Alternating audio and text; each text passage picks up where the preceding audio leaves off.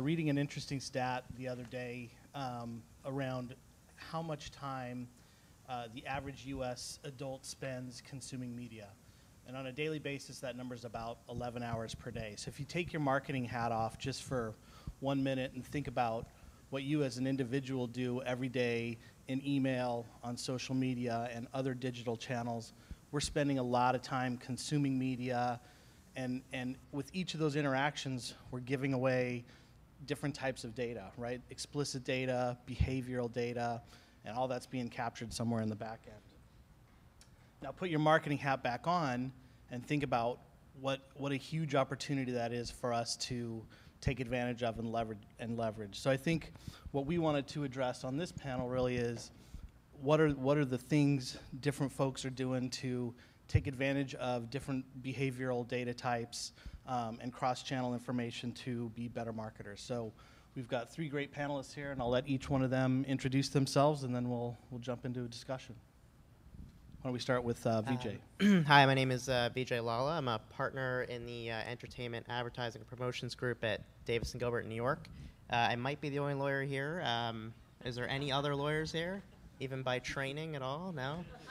All right, I feel a little lonely up here, but I primarily specialize in all aspects of advertising and marketing, represent brands as well as the major holding companies in the advertising world, such as WP, Omnicom, Publicis, on all matters related to marketing and privacy, and hopefully here to talk a little bit about what you can do with data and what some of the new regulatory framework is with respect to both email marketing as well as some of the integrated channels that everyone is looking at.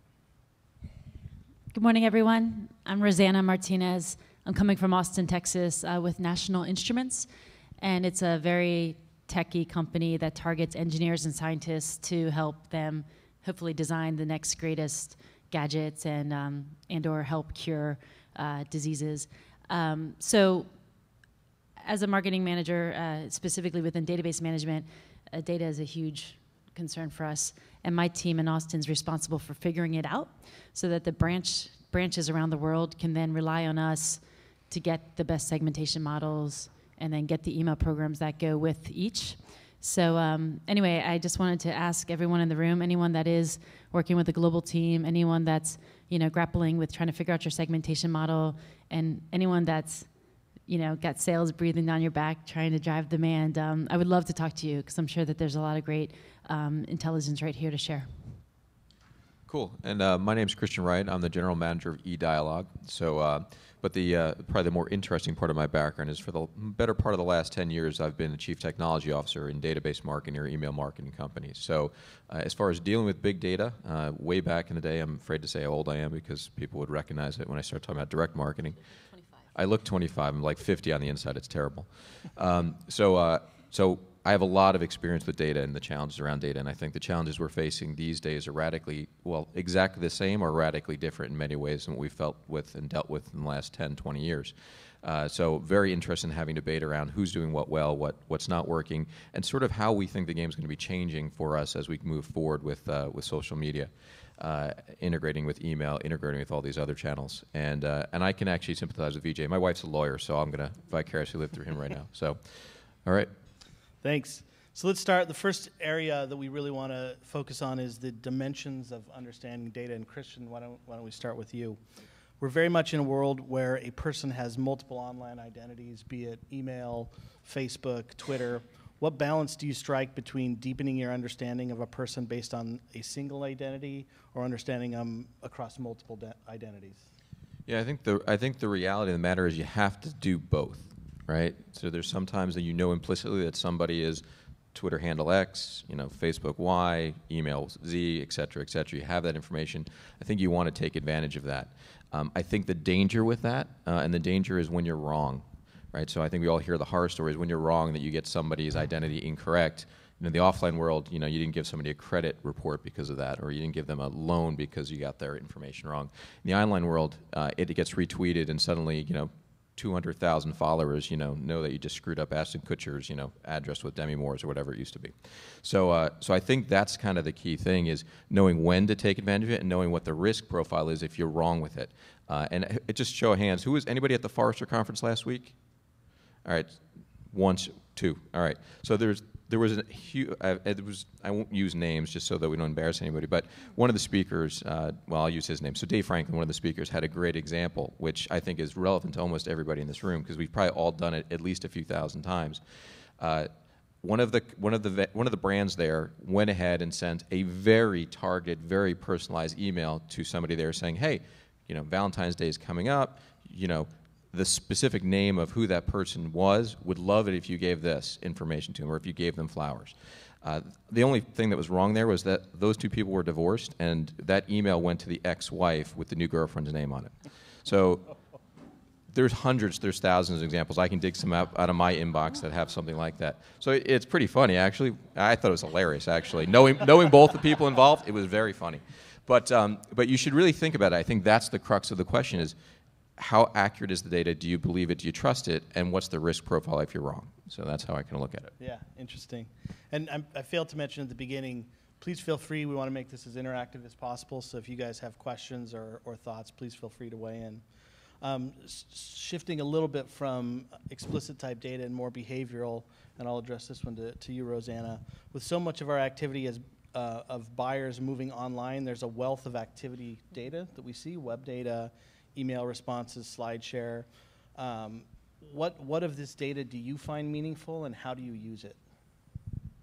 Sure. I mean, we largely rely on our website, ni.com, to capture engineering information, and we try to be the trusted advisor. So we have so many white papers and so many webcasts and all this information out on the site for them to self-educate or express interest. And so, I mean, the simplest, as soon as they identify themselves and create a form to then watch a webcast, my team quickly, recognizes that action and then triggers a communication the next day to try to drive them to take further action.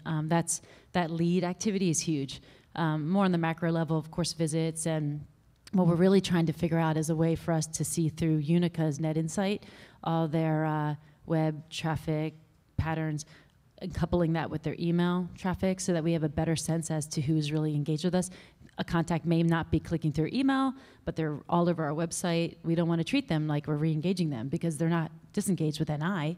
They might be disengaged from an email channel, but we're trying to think more across channels. So there's so much data within our website itself, and I think if we can just have a better sense as to what they're doing, what activities they're taking, and what consistent activities they're taking, not just, oh, this looks like a really cool robotics webcast, then locking them into a robotics stream. If it's just like a one-time activity, trying to also recognize that it's just a quick glimpse into that world, but they're really automotive. So that's the direction we're heading. Good. So the amount of data that we find online on buyers is pretty staggering. VJ, how do we best think about the legal and privacy issues surrounding it? What general guidelines can we use to know what kind of data we can use, what actions we can take with those, and how do you think about that type of data?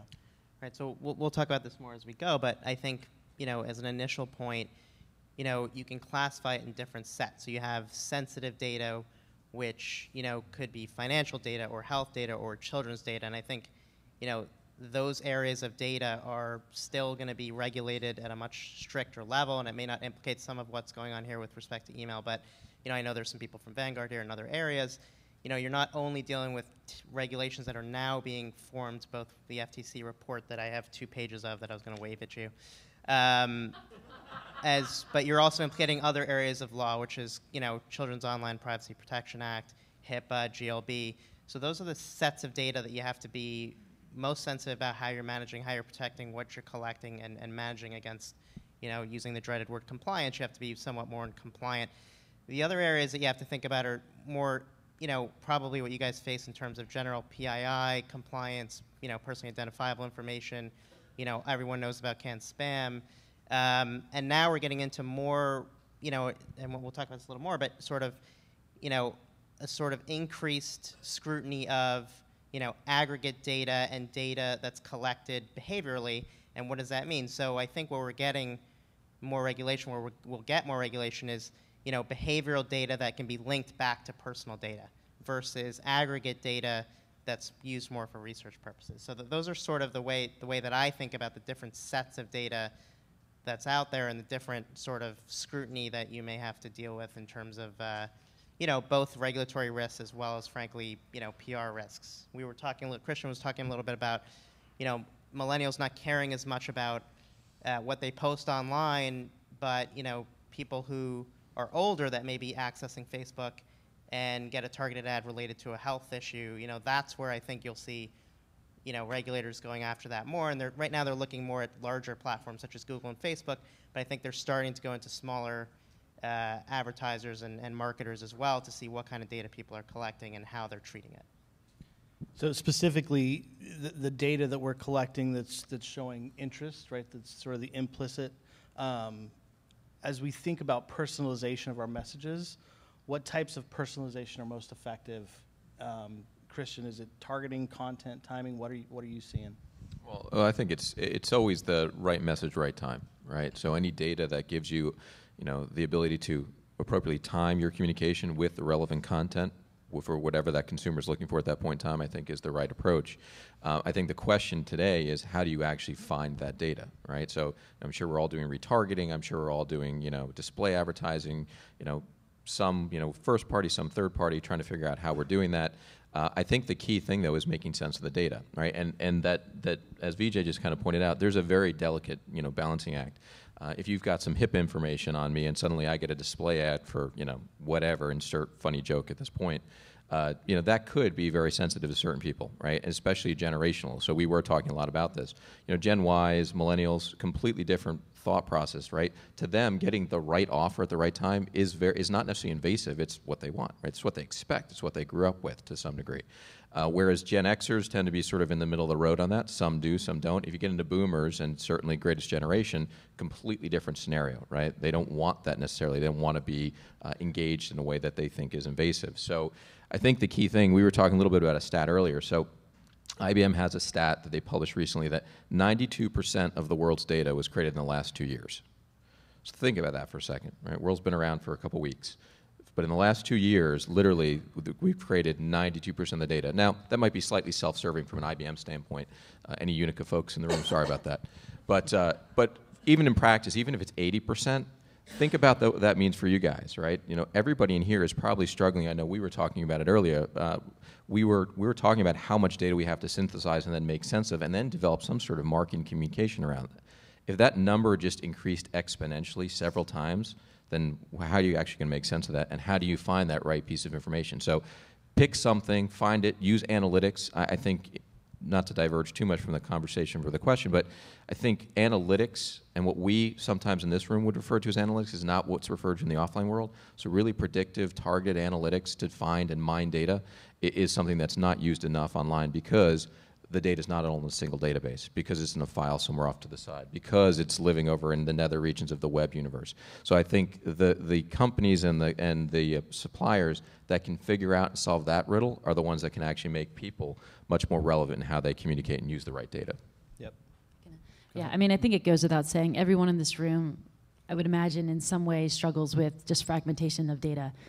I had no idea when I was getting into this position what I was getting into in terms of database. I was thinking, oh, we've been driving leads, now I want to communicate to these contacts via email, not having any idea what I was getting into from IT and just trying to get these systems to all talk and get it to talk with Eloqua and all that stuff. So I think that's foundational. We need to be able to have the data sources themselves talk, but then with that we can become more able to personalize, and our website is not very robust in that way. My manager, who is more on the web, is always trying to get more personalization within the site, because honestly it makes our job so much easier, because then when we're trying to, let's say, promote a special event, email is a huge channel. It has to be a huge hook to get people to that event. But when the entire event is basing its registration on email, that's hard, because then we're putting so much strain on the database. I would so much rather be able to recognize this person from Boeing that's on the website, and we're going to be in Seattle, and we can then populate that site page with this upcoming event. That's powerful, because that's in that context. We're going to the market instead of trying to pull the market to us all the time. And so I would love to have greater personalization within the site itself. And then within the email, it's funny. I mean, we don't have the creative juices, I think, of the B2C world. I'm so impressed with the Scots and all these other examples where you can get really creative, like, oh, you're in Ohio, this is your lawn here. But engineers take it very personally if we don't talk to them like a customer. If we treat them like a prospect of a product and they're actually a 10-year customer of this product, they take personal offense. And those are the types of email responses I get back, like, why are you talking to me like a prospect? I've been using this product for 10 years. And so we just need to better understand the data and then treat it accordingly. Treat them accordingly. Yep. Yeah, there's definitely a huge upside to personalization. There's also, the potential of being a little bit creepy, right? So I think, one of the things, to think about is how do we strike the appropriate balance between using our data to deliver a great, relevant personal experience and not being overtly Big Brother and too creepy. VJ, what are your thoughts? Anyone from Target here? No? Okay. So Target's creepy. Well, I think everyone's heard about the example where a father found out that his daughter was pregnant because there were some communications based on hyper-targeting. Look, sometimes even if I'm in my Gmail, I'll get some ads in Arabic. I can't figure out why. But that's not creepy. That's just annoying. And then you sort of draw the line. To me, it's a tough question from a legal perspective because I think it's really in the hands of the marketers, right? So the way you communicate with your consumers, how you're communicating what they expect. And I think that does lead into some legal issues, which is, if the content's right and the communication's transparent, then you're probably doing what you have to do from a legal perspective. The FTC's final privacy report, which came out in a couple months ago or last month, it was 112 pages, but the real takeaways are, privacy by design. As you integrate from email to other channels, build privacy into your products.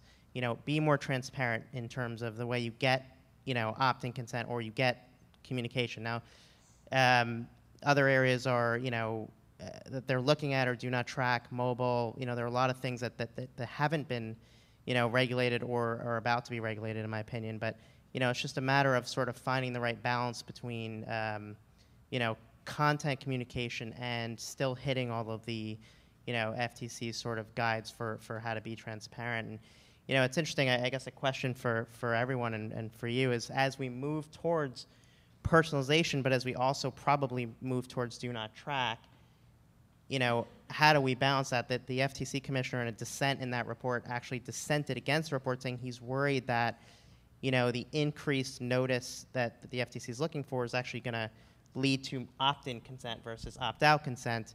How do you balance that in terms of the business angle? Because I think we're sort of headed there in some instances. Before I answer that, just really quickly to clarify, first-party communications between a brand and a consumer, where you might be retargeting that consumer based on scraping, is one thing, but they're looking more heavily at third-party. How do you sort of balance that as you move forward as an email marketer or as a marketer? Yeah, it's a great question, right? And the reality is personalization, turns creepy based on the eyes of the beholder, right? What's creepy to one person is not creepy to another. So Scott's guys over here. So somebody might think it's completely normal to get a Google Earth picture in their email from Scott saying your lawn looks brown because they're very proud of it or not, right? Another person's like, oh my God, Scott's is targeting me. What's going on? It would probably freak out a lot of people. But I have a neighbor whose lawn, by the way, I'm sure he's using Scott's and 10 other things, puts everyone else to shame. And I'm sure if he was, on, maybe Miracle Grow, if he was on it, he'd have a completely different perspective. Hey, look, they're showcasing me. I love this, right? So it's all in the eyes of the beholder, right? And what do you think is creepy or not? Although I'm sure we can find some things that are clearly as target is that's creepy no matter what. So, but I think an interesting sort of play on that I'd love to get an idea of, out here in the audience, is how many people feel like they're actually doing enough personalization, relevant personalization in their communications right now. So in that, you're supposed to raise your hands if it's yes. I just want to make sure that it wasn't a negative option. So can you share, you raised your hand, can you share what you're doing that you think is, I believe you shared if you wouldn't mind. Actually, it was the woman behind you, too. Maybe you both raised. We have two hands. Now they're on the spot. I half raised my hand because I wasn't so sure.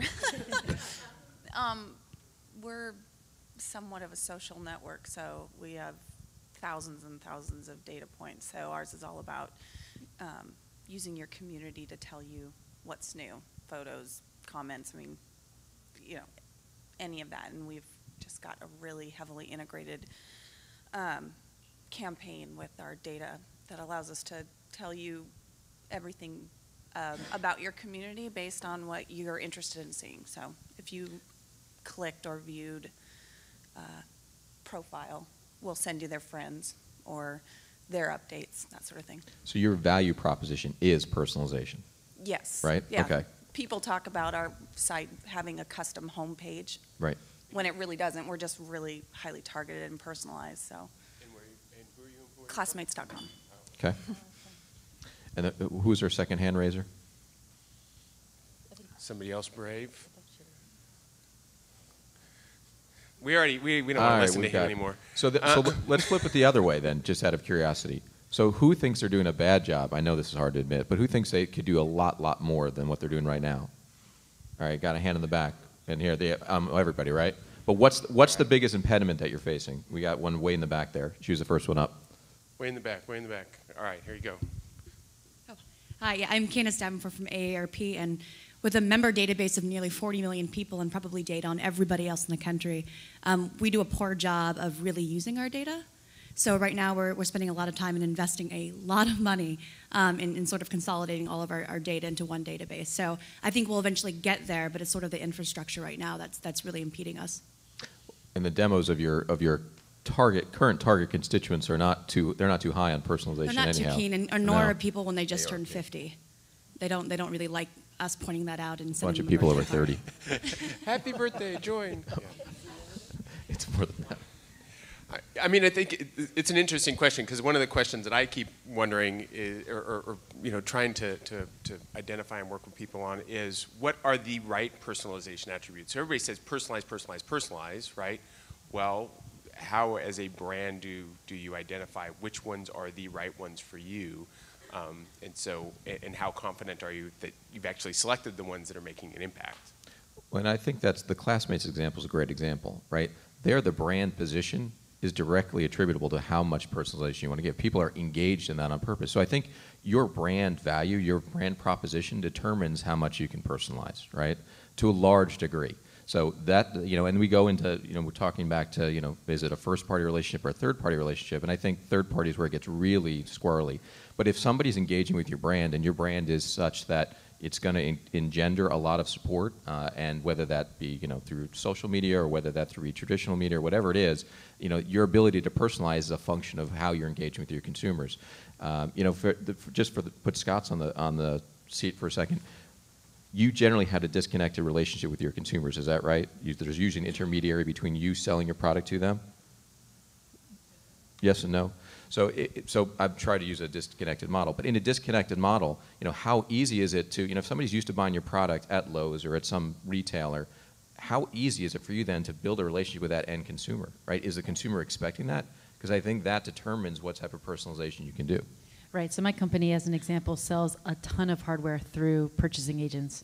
And then we try to get to the end user. And the only way to do that is to entice them to come directly to us and learn more or register their products.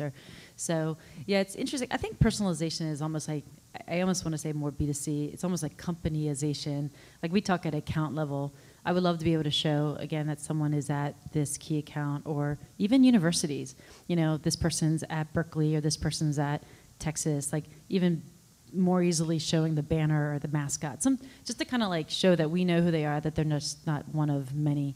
And so if you have that direct relationship like Classmates and others where people are pouring the information and sharing with you, it's almost like, how do you determine which to feature? Like the Classmates example, when you said that you collect everything and anytime anyone ever clicked on anything, I would almost be overwhelmed by that. And how do you manage that? I don't know, maybe after this we can talk more offline. If I just express interest once, do I now suddenly get all of that all the time? It just seems like it's almost like overwhelming.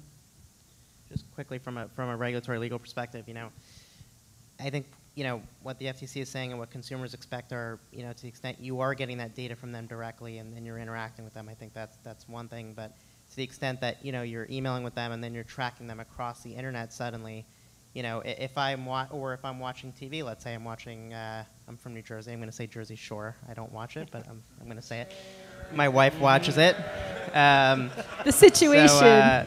So, you know, if I suddenly get an email from a third party saying, hey, I noticed you're watching Jersey Shore, and now, you know, watch this content, that's just, I'm going to be humiliated even from my office alone. So, you know, I think from an FTC standpoint is, you know, what does a consumer expect you to be getting from them? If they have a relationship with you and then you're retargeting them a little closer, they may expect that. But if they're getting things that sort of a little more out of nowhere, I think that's where the issues become a little more problematic. Yep. So just to shift gears a little bit from how we use data to how we're dealing with managing data. Christian had a great stat from IBM, I believe. 92% of the data is new within the last 2 years. So as this volume of data increases, so does the flow rate at which it's coming into our systems.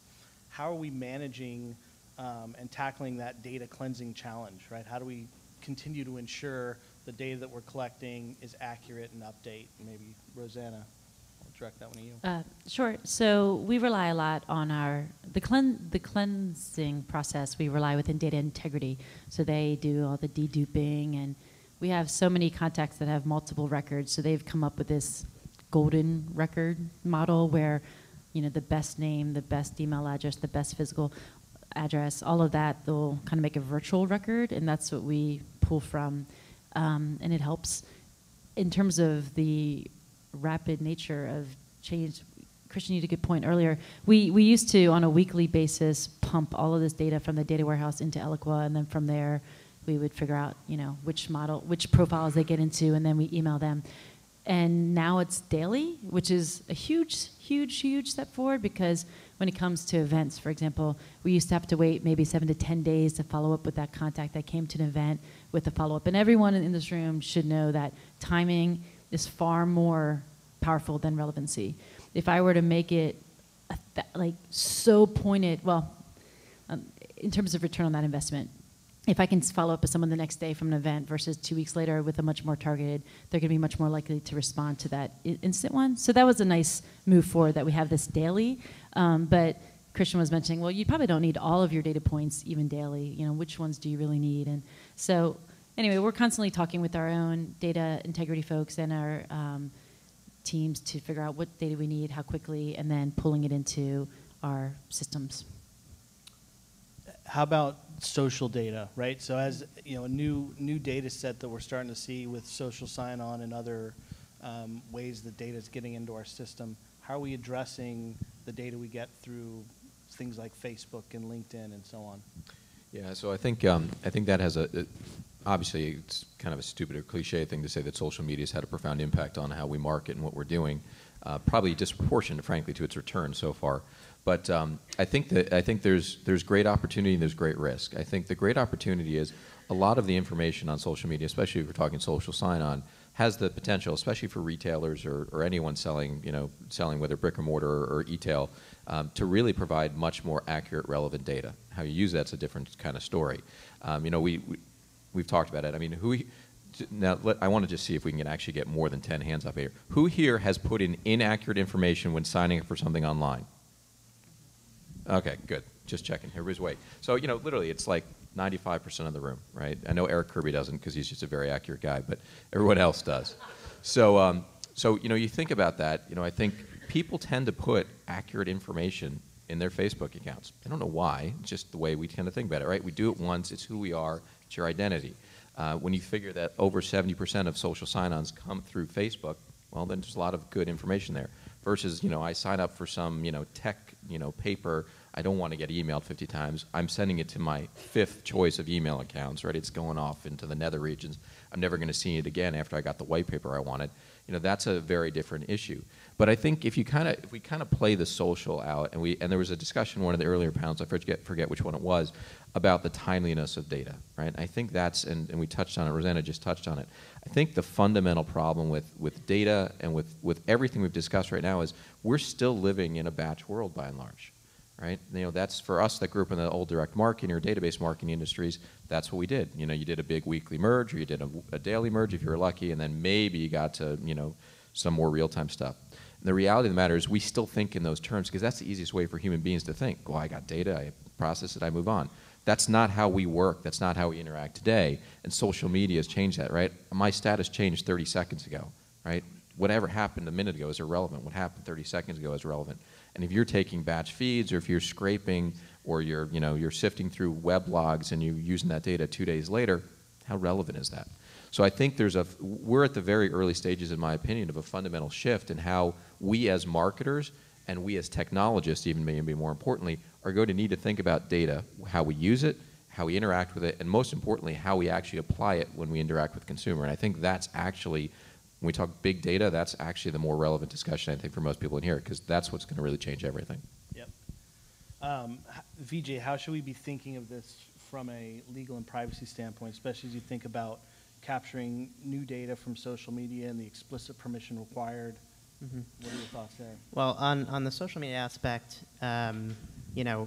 each social site has rules with respect to collection of data on their site, and a lot of them bar, frankly, some of the scraping that actually goes on. Facebook and other sites are more concerned in that realm with people who are competing with them with respect to advertising, so Yahoo or Google. So they're not enforcing sort of this issue as much. But I have seen, at least, so it's on the mobile app space or the app space on Facebook, they're starting to put in notices with respect to privacy policies and things like that. From an FTC perspective, focus, collection, and limited retention are two key principles. If you're a brand and you're constantly, engaged with your consumer, then you need the information that you have and the data points that you have to continue to communicate with that consumer. But if you're holding on to, and you're building massive amounts of data, and WPP is one of our biggest clients and probably one of the biggest data holders in the world, and they have some of the biggest research organizations. What we're working with them on is, sort of thinking about what data you have from a business perspective and what's valuable to you, and using that data, but not keeping, data just for the sake of having it. And I think, the Obama administration had issued a framework for a consumer privacy bill of rights, and one of the key issues was sort of focused collection of data. We were talking before at the same time, one or more people in this room will probably get a very targeted email from the Obama administration during the election period, where they've actually probably built a very strong political profile. So there's clearly a lot of tension between marketing and what data you need. But I think focus, collection, and security of that data, because that's where you're going to get into trouble. If you lose that data, that's where the FTC is going to start looking at your practices, and you may get into audits for the next 20 years, and typically the fines are about $250,000. Those are the areas that you want to focus on in terms of using data, but also just retaining it and collecting only for the uses that you need it. Mm-hmm. Mm-hmm. Good. So we've got 6 or 7 minutes left. I wanted to sort of close on analytics and decision making around data. So what decisions are you making today from the data that you have that you weren't able to make 3 years ago? Maybe we'll start with Rosanna. Sure. I mean, again, the web data is so much more core to all of our modeling. We used to have, like, if you've done one activity within this campaign the last 1 year, you're in that segment, and it's so dated. But now, we can pull in their recent web behavior, and with that, put them into a different channel, a different communication stream. So that's really the biggest thing. We have an analytics team that's in our business intelligence group, and they're so under-resourced. I mean, we're asking them to digest a ton of data and then do a lot of crunching, and then it takes time for us to then test it out.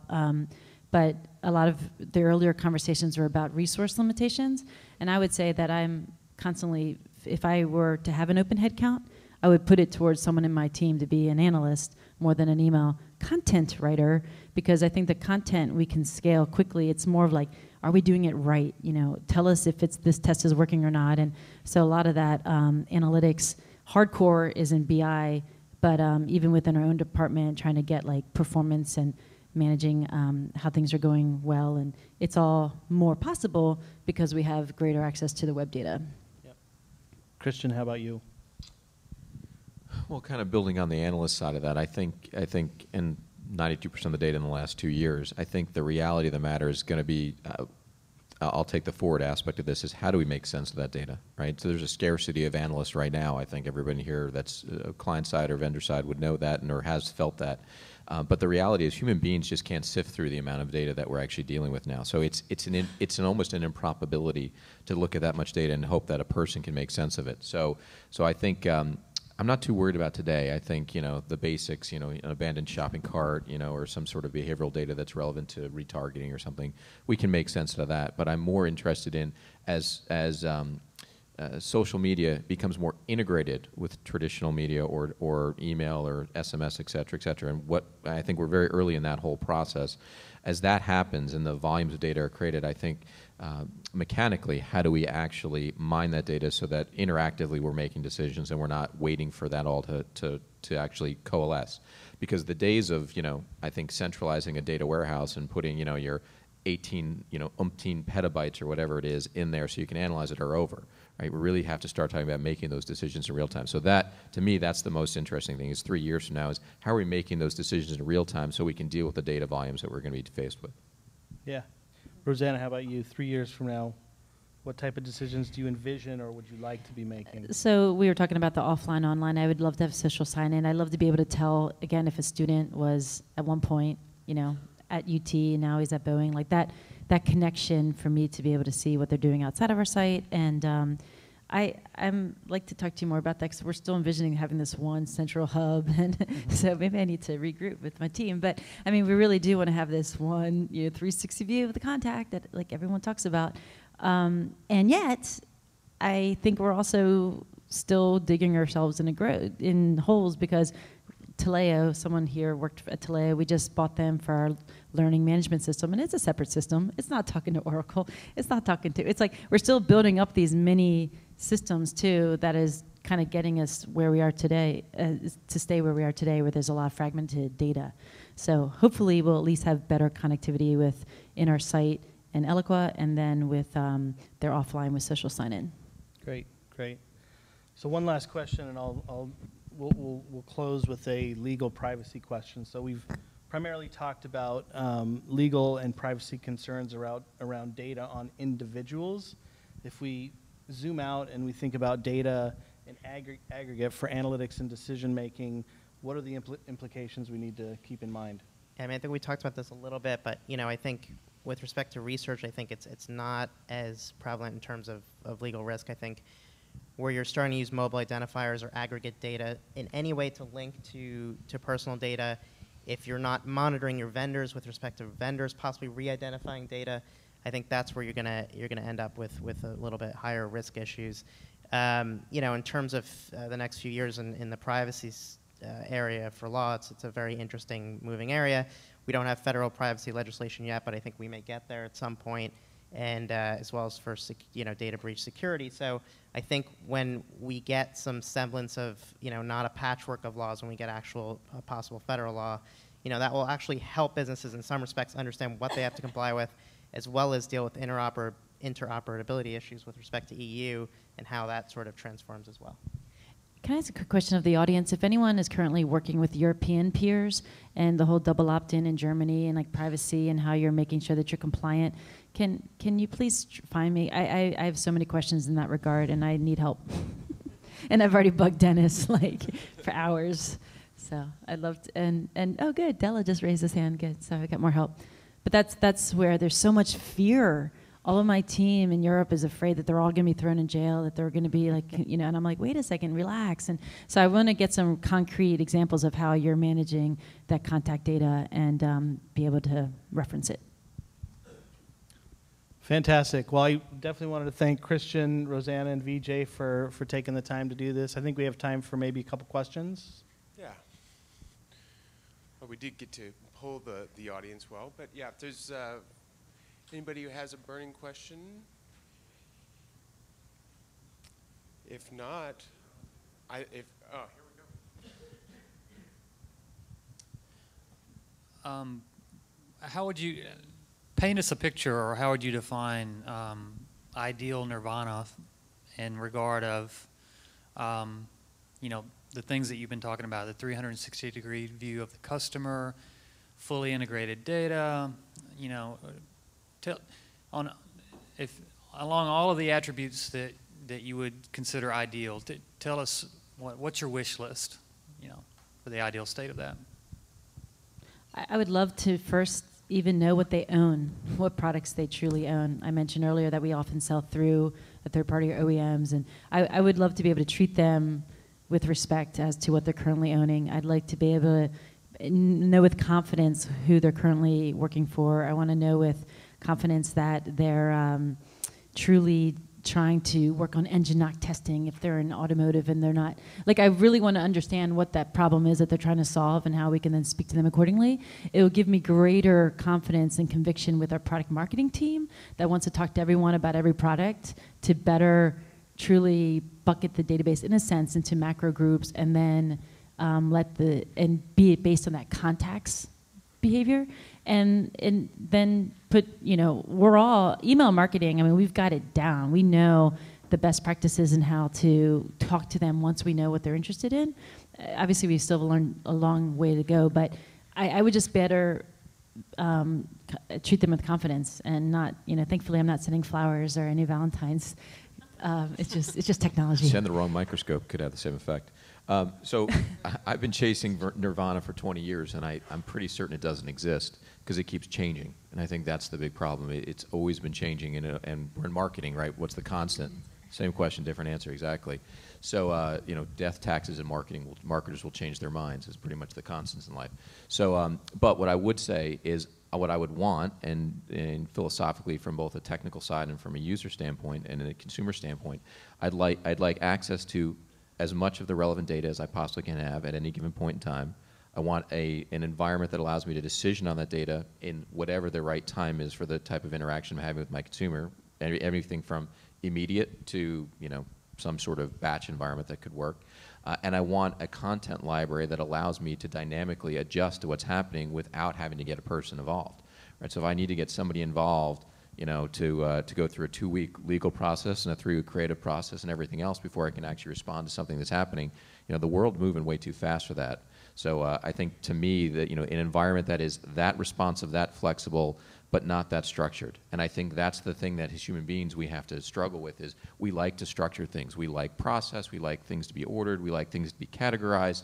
The new world of social media isn't like that. It's not ordered. It's not structured. It's kind of chaos at its nth degree, right? And how do we make sense out of that is, I think, the key question. Right. So one more question. So when you're talking about the data, you guys keep mentioning, here, I'll move over here. So you guys don't have to crane your necks, I'll move. You keep mentioning the data you want to collect to retarget, right? Or to customize messages. And we talked about how that could be a little bit creepy in the cases of accidentally getting a message to a girlfriend. I know I've done things where I've bought things for my wife or got certain Groupons, and next thing you know, I'm getting all these offers for nail salons. Your nails are wonderful, by the way. I saw them coming in. Thank you. Great. Thank you. Yeah, I got them buffed and shined. But there are maybe 2 ways to go about this. One, there's the retargeting that you might want to do, but if we're collecting data in a 360 view, that's also giving us insights, correct? So what is more important, using those insights to perfect our messages to be better communicators, or to be sort of that slimy marketer that says, oh, look at all these great things I can do with this data to retarget and make these messages on the internet, something I never asked for as a consumer. Thoughts? Yeah, I mean, I think it's just foundational. I'm really trying to educate our marketing community, our marketing managers in each branch. Like, this is your database. These are who you have. It's almost just like look at the insights. Like, who are these people? And then, how will that change your advertising spend? How will that change your search engine optimization spend? How will that change if you're grappling between this trade show or that? It's almost just gives them understanding as to their market potential and their market composition today. And then, absolutely, then when it comes to the email marketing, we can be that much more effective. But it shouldn't be just an email. I mean, it should be the same messaging you're then talking to that group about in every other channel, but just through a different mechanism. So I'm really trying to, I can't stand the word, like, when I hear DM used like so uselessly, like direct mail, oh, you guys, oh, the database marketing, or the direct marketing team. I'm like, don't say, I don't think, we don't get enough credit. I don't think we get enough respect for just the sheer power of this channel. And so I also don't think that they attribute, like, this is data audience-based marketing. Like, this is the fruit of all of that labor that you guys just invested in. Like, these are who you have to work with. Look at it that way. And then with that intelligence, you can then put together these really good direct marketing programs. But so we're trying to elevate even the awareness of the overall department around the world, and so that we can work with those insights initially. So, and I think the way I would kind of add on to that too, at the end of the day, everybody's here is charged in one way or another of building revenue for the company. So I think you can take a very short-term tactical view of that, or you can take a long-term, view of how you actually manage that. I think that maybe is a good way to decide if it's creepy or invasive versus relevant. So I think when you're looking, and especially to bring it back to the legal side of this, if we are going to a world where it's first-party only, right? And really, unless I actually opt in, you can't have a meaningful relationship with me. Well, then what's your asset? Your asset is the ability to have that dialogue with that customer. So, you can maximize short-term revenue, which, let's face it, in business happens every day with, I'm going to retarget the hell out of them. I'm going to make sure that they buy my flight and, they go to West Palm Beach, through midnight, through Charlotte, et cetera, et cetera. You can look at it and say, well, what's the most relevant message and how do I maximize the long-term value? It's very hard for marketers and for, in business in general to take a 2, 3, 4 year view, right? And some industries are not even inclined to do that. So I think it's a question of how you want to kind of target that and figure out where you're going. But insight for the purpose of a short-term gain always fails in the long run, in my mind. And just to quickly add, I think on the retargeting side, you can do it in a way that's not creepy. I think if you're transparent and you follow the FTC's principles, I think you can really garner some real information from that. And to venture a little outside my realm, I was moderating a social media measurement panel yesterday, and one of the marketers there was talking about how, they were using a social media listening platform technology, and they kept getting back data on men, and they kept going back to the vendor and saying, go back because we're confused. We're looking at a women's skincare product, and they kept getting conversations back about men talking about skincare, and they decided to launch a men's skincare product. And so that's where I think the insight could actually be more valuable than the retargeting. Yeah, an example, my experience of just even the same kind of insight of just looking at what's the difference profile-wise between people who are really actively engaged in the email program and people who are totally not engaged. And it's something as simple as that. We've seen, hey, we're just not speaking to this type of person. We're not speaking to, 40-plus-year-old males very well with this program. And then you look at it and you go, well, that's because we've always thought our clients that we're really targeting were, young males or something like that. And that can have huge impacts with just looking at what's the data actually telling us, what the underlying story. So similar experience there. Go ahead, last word. I was actually going to ask one more question of the crowd. So within your campaign, within your planning, how many of you have a set of segments that you go after with email programs? Like deliberate nurturing streams. I saw okay, so everyone has a starting place of a set audience that you're going after. How many are over 10 different audiences? I'm just wondering, I'm just trying to understand the scale of all of our efforts. Are you trying to develop nurturing streams for 3 or 20, or just how extensive, I guess, if we're going to try to perfect any one of them, that's a lot to do 20 times, versus just going after 2, or I don't know. I think that depends on the level of complexity with the marketer, right? So hold on. We got people live streaming and watching this on the internet. You got to speak in a mic. Good God in heaven.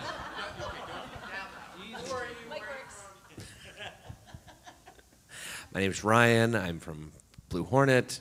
So I think it depends on the complexity of the marketer, right? So the number of segments that I have that I can market to is directly correlated to how many persona developments I can do, how much creative flexibility I have. So can I have 10 segments and send 10 different types of creative or have dynamic components? So I think I would have to guess they're directly relatable to how much I can get done in a day. Right, so how many can you get done? So that's just shoot, I don't know. Resource constraints. Yeah, I don't know. I don't think there's one answer to that. Yes, we do. In fact, that's a perfect lead-in. So, and Ken is always subtle in these things. So, so I want to say thank you to this panel. And yes, this is a conversation that is going to continue right up here. So why don't we thank our panelists, let them step down.